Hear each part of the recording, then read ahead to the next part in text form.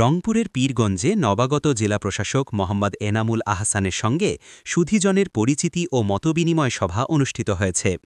সোমবার উপজেলা পরিষদ হলরুমে ইউএনও পপি খাতুনের সভাপতিত্বে আয়োজিত এ সভায় উপজেলা ও ইউনিয়ন পর্যায়ের বিভিন্ন সরকারি কর্মকর্তা, রাজনৈতিক নেতৃবৃন্দ, সাংবাদিক, শিক্ষক, এনজিও প্রতিনিধি ও গণ্যমান্য ব্যক্তিরা অংশ নেন। সভায় উপজেলা প্রাণী সম্পদ, মৎস্য, মহিলা বিষয়ক, প্রকৌশল, ফায়ার সার্ভিস সহ বিভিন্ন দপ্তরের প্রতিনিধিরা বক্তৃতা করেন।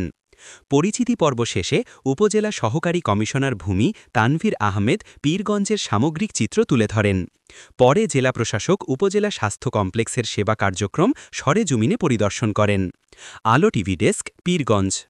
এবং জনগণ একেবারে অঙ্গাঙ্গিভাবে কিন্তু আমাদের থাকতে হয় এবং আমরা সেভাবেই কিন্তু আমরা আমাদের কাজ করে থাকি, দেশ এগিয়ে যায়। মত বিনিময় সভায় আমাদের পীরগঞ্জ উপজেলা দুইজন শহীদ আছেন। একজন হচ্ছেন শহীদ আবু সাইদ, আরেকজন হচ্ছেন শহীদ সোহা।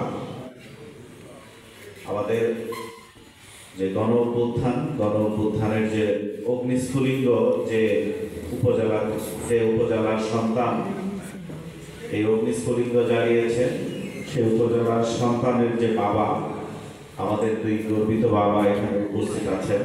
বিভিন্ন রাজনৈতিক দলের সম্মানিত নেতৃবৃন্দ আমাদের মাঝে উপস্থিত আছেন। এখানকার বিভিন্ন শিক্ষা প্রতিষ্ঠানের প্রধানবৃন্দ এখানে উপস্থিত আছেন। আমাদের ছাত্র প্রতিনিধি যারা রয়েছেন, ছাত্র সমাজের যারা প্রতিনিধিত্ব করেন, তারা এখানে উপস্থিত আছেন। এখানে আরো উপস্থিত আছেন আমাদের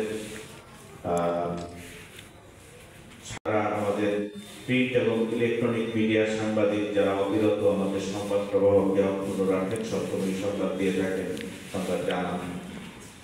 আমাদের মাঝে আরো উপস্থিত আছেন এখানে আমাদের এই যে উপজেলার বিভিন্ন দপ্তরের সরকারি কর্মকর্তা-কর্মচারীবৃন্দ।